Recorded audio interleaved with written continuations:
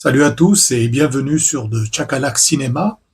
Alors aujourd'hui, j'ai envie de vous parler d'un film que j'ai découvert par hasard à la télévision et qui m'a profondément marqué. Un film que je continue de défendre avec conviction malgré certaines critiques réticentes. Il s'agit de celui Par qui le scandale arrive de Vincente Minnelli, sorti en 1960. C'est un grand mélodrame américain, romanesque, quelque peu dérangeant, mais qui ne laisse jamais indifférent. Et c'est aussi l'une des œuvres les plus méconnues de Minnelli. Vous savez, on l'associe souvent aux comédies musicales flamboyantes, cette sophistication visuelle, mais ici, il nous prouve qu'il sait aussi filmer la rudesse, la violence sourde et les déchirures familiales avec une acuité vraiment remarquable. Allons-y.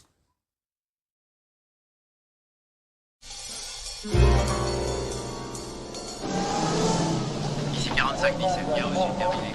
Vas-y, allez, fais-moi plaisir.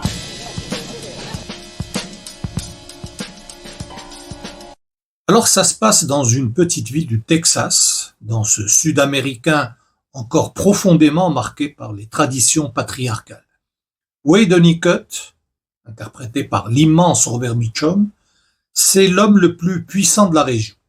Il est riche, il est influent, c'est un chasseur légendaire et un séducteur notoire. Tout le monde l'appelle Captain et il incarne vraiment cette virilité triomphante, cette arrogance du mâle dominant. Il est admiré par les hommes, désiré par les femmes, mais en même temps, il est craint et détesté.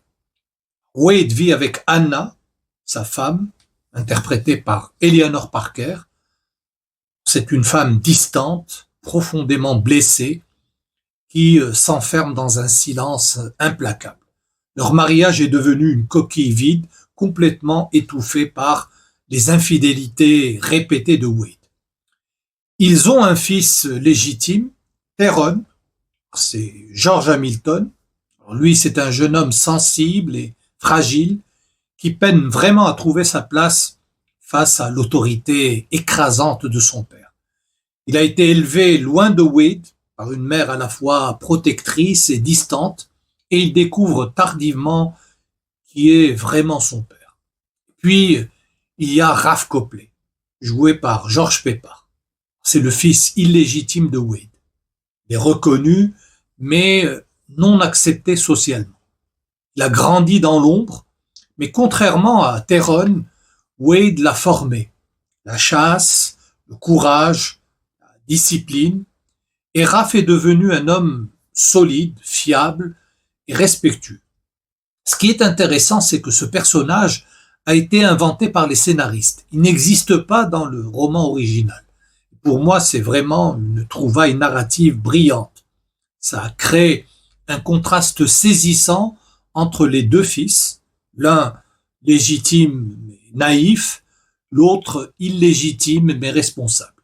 Raph incarne ce que Wade aurait pu devenir s'il avait su maîtriser ses pulsions. Just like your hometown, this town has a first family. Home from the Hill is the proud, lusty legend of such a family, the Honeycutts, who for better or worse dominated the community, and in turn were dominated by Wade Honeycutt. I take it as my right to cross any man's fences when I'm hunting. Game, yes. But women? Le film est adapté d'un roman de William Humphrey, mais Minnelli et les scénaristes Harriet Frank Jr. et Irving Ravetch ont pris de larges libertés avec la matière originale. Le livre était plus sombre et plus introspectif, centré davantage sur le parcours de Tyrone. Le film, lui, élargit vraiment la perspective, construit une véritable fresque familiale où chaque personnage a son importance. Et l'ajout de Raph, comme on a dit, c'est la modification la plus audacieuse. En l'introduisant, les scénaristes créent un double inversé de Tyrone, une sorte de miroir qui reflète ce que chacun aurait pu devenir. Raph devient le pivot qui permet au film de trouver son équilibre et il offre une alternative morale au fatalisme qui menace d'engloutir les autres personnages. All right, there have been others, but you can put an end to that. You just unlock your door. Tonight if you want to, right now if you want to. Shall I tell you why you still find me attractive after all these years? Because you can't have me. You've had him for 17 years, now I want him.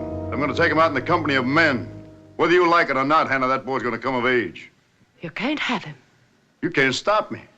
Wade Honeycutt est présenté comme une figure quasi mythologique, un héros déchu du Sud profond. Et Robert Mitchum, avec sa carrure imposante, son regard lourd, il incarne cette puissance brute avec une autorité totalement naturelle. Mais Minnelli ne s'arrête jamais à l'apparence. Il nous montre aussi les fissures, les erreurs et toutes les conséquences de cette arrogance.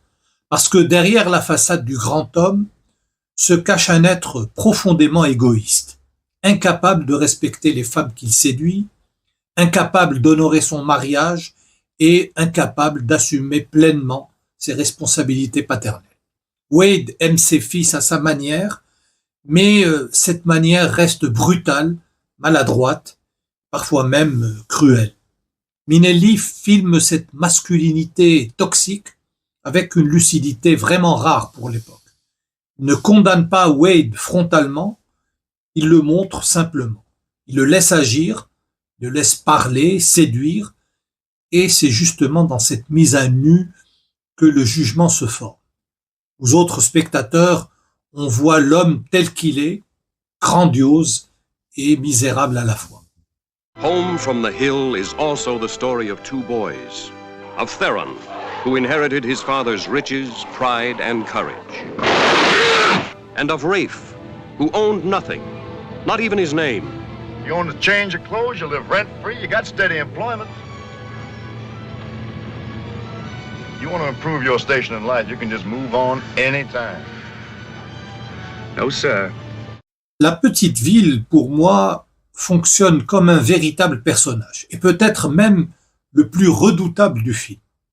Elle paraît rassurante avec ses rues paisibles, ses façades coquettes et ses rituels sociaux, mais en vérité, elle étouffe complètement ses habitants par ses jugements impitoyables et ses commérages venimeux. Tout se sait, tout se répète, tout se déforme. Les réputations se font et se défont au gré des rumeurs.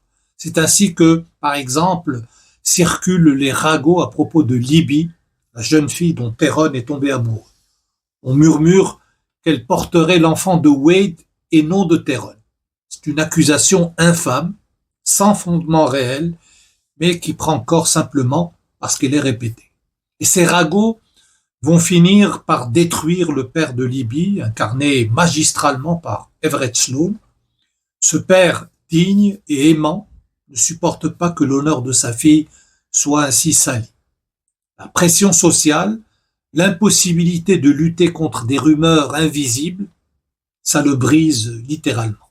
Sa mort, directement causée par ces commérages, reste l'un des moments les plus tragiques du film. Minnelli nous montre comment une communauté peut devenir un véritable monstre, comment les mots peuvent tuer aussi sûrement qu'une arme. Sonny, I do believe I noticed a change in you over these last few weeks. Well, it's the feminine touch, Ray. Yeah. I hear tell it does wonders for growing boys. You ought to try it yourself, Ray. La scène de la chasse au sanglier est un moment clé du film, à la fois un sommet de tension et de symbolisme. Elle est vraiment spectaculaire, filmée avec un sens aigu du danger et de l'immersion. Minnelli ne triche pas, c'est d'ailleurs un vrai sanglier qu'on voit, quelque chose de très rare aujourd'hui où on aurait recours aux effets numériques. On sent la menace, la violence de l'animal. Cette scène symbolise toute la construction de l'homme que Wade attend de son fils. C'est un véritable rite de passage brutal où Theron doit prouver son courage, sa virilité et sa capacité à tuer. Theron montre effectivement son courage, il affronte le sanglier, il surmonte sa peur, mais Minelli suggère subtilement que cette épreuve ne suffit pas à forger un vrai caractère. Il y a quelque chose de forcé, de mécanique dans cette initiation. Théron réussit l'épreuve, certes, mais au fond de lui, quelque chose ne colle pas. La scène garde cette tension primitive, comme sacrificielle, et on reste avec ce goût amer que ressent Théron, celui de la peur mêlée au sang de l'animal, à la sueur et à la poussière. Et ce n'est pas l'orange que lui tend son père qui fera disparaître ce goût. Un geste où on sent de la bienveillance, de l'admiration, mais aussi de la condescendance. Oh, Will, what'd I do? What? It took some time to work up this tangle, Miss Libby. Might take me a minute or two to unsnarl it. Ce que j'apprécie particulièrement, c'est la manière dont Minelli analyse comment les personnages répètent, consciemment ou non, les erreurs des générations précédentes, tout en montrant que des choix différents restent possibles. Théron, malgré lui, reproduit certains comportements de son père avec Libby. Il l'aime sincèrement, mais il manque de maturité et de lucidité. Il cède à la pression sociale, il doute, et ses hésitations ont des conséquences terribles. Comme son père, il blesse les gens qu'il aime sans le vouloir, il fuit ses responsabilités à un moment crucial. Raph, en revanche, choisit d'agir différemment, avec responsabilité et attention. Face à la même situation, aux mêmes tentations, il prend des décisions plus mûres et plus justes. Il accepte d'assumer ce que Théron a fui. Il devient d'une certaine manière l'homme que Wade aurait voulu être ou que Théron aurait dû devenir. Et cette confrontation avec le passé, ce mélange de choix et de destin, rend vraiment le film captivant. Celui par qui le scandale arrive pose une question essentielle. Peut-on échapper à ce qu'on est, à ce qu'on a reçu? Peut-on choisir d'être différent ou sommes-nous condamnés à répéter les mêmes erreurs? Then one day the truth could be hidden no longer. I know all about you now, Rafe. All about me? I don't think you do. You know, I was hanging around the day they named you in church, and they drove you up and down on the main street of town in an open touring car so everybody could see the sun and air.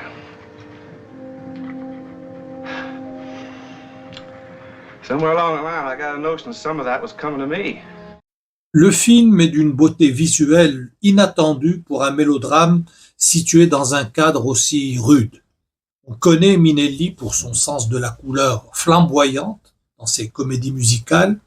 Ici, il opte pour une palette plus retenue, plus terrienne.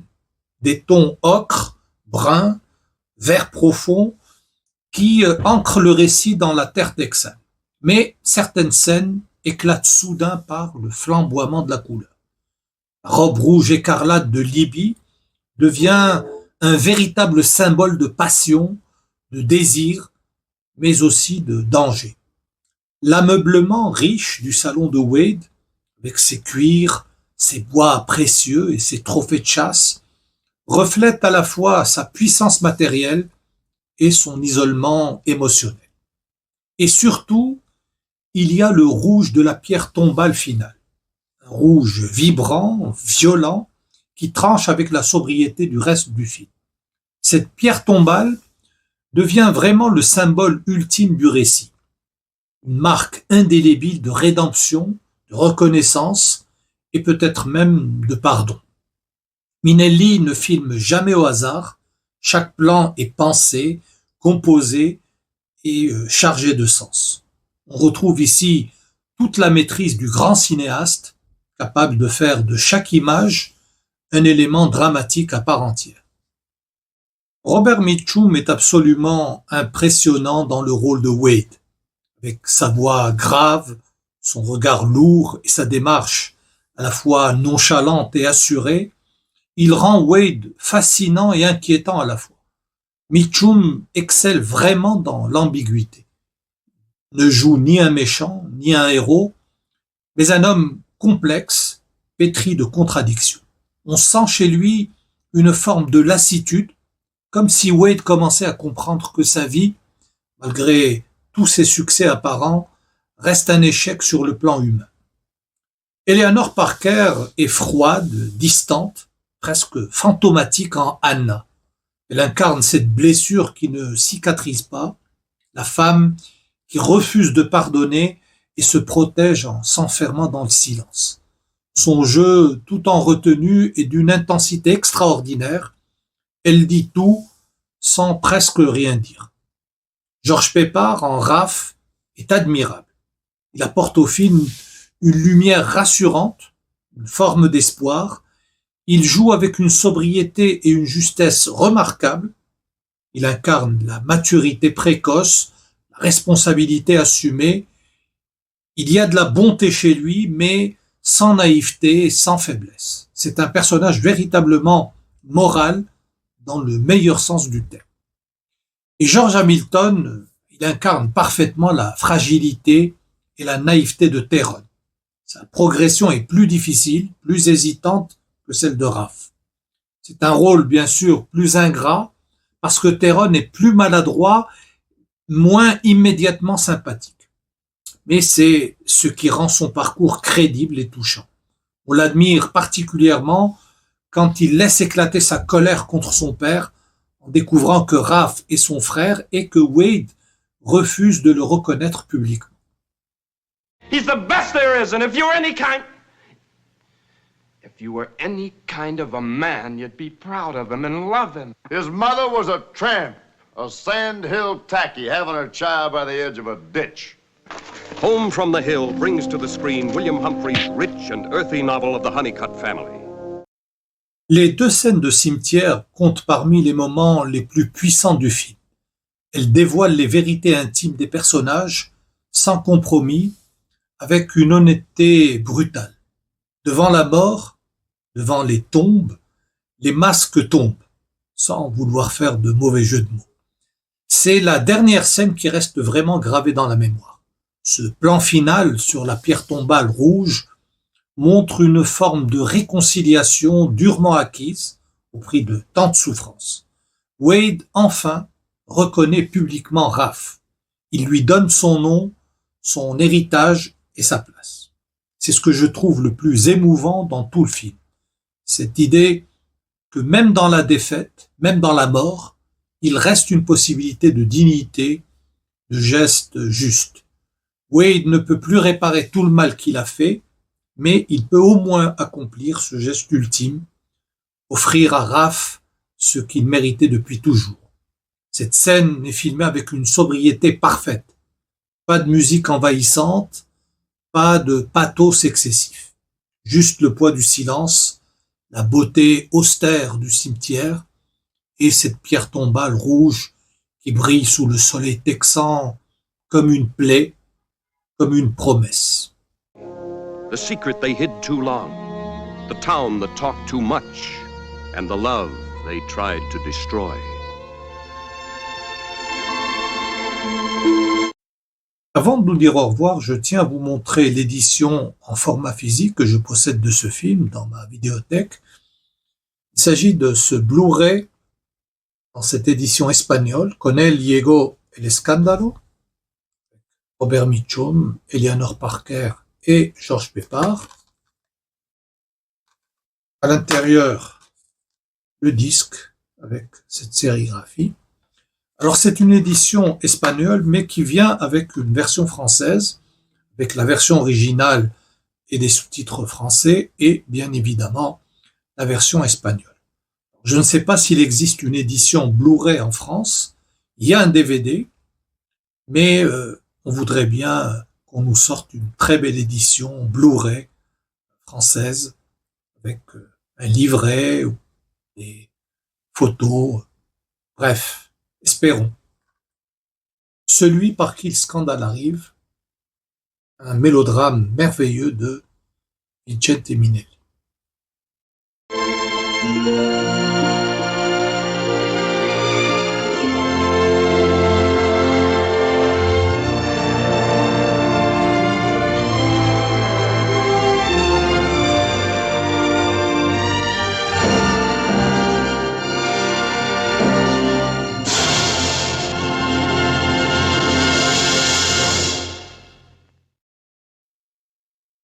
Celui par qui le scandale arrive est un mélodrame qui n'épargne rien à ses personnages, mais qui les fait vivre pleinement avec leurs failles, leurs contradictions et leur humanité profonde.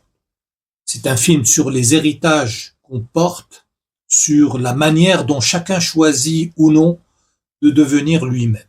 C'est aussi un film sur les femmes blessées, les communautés étouffantes, les pères défaillants et les fils en quête d'identité.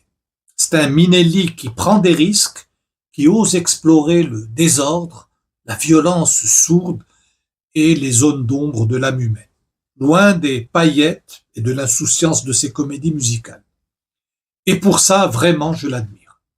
Un film imparfait, peut-être, trop long pour certains, trop romanesque pour d'autres, mais c'est un film qui reste, qui marque, un film qui fait réfléchir. Un film qui, à chaque vision, révèle de nouvelles couches de sens et de nouvelles émotions. Si cette vidéo vous a plu, laissez-moi un bon like, un commentaire et abonnez-vous à The Chakalak Cinema. On se retrouve très vite pour continuer à parler de cinéma, celui qui nous touche et nous transforme. Salut!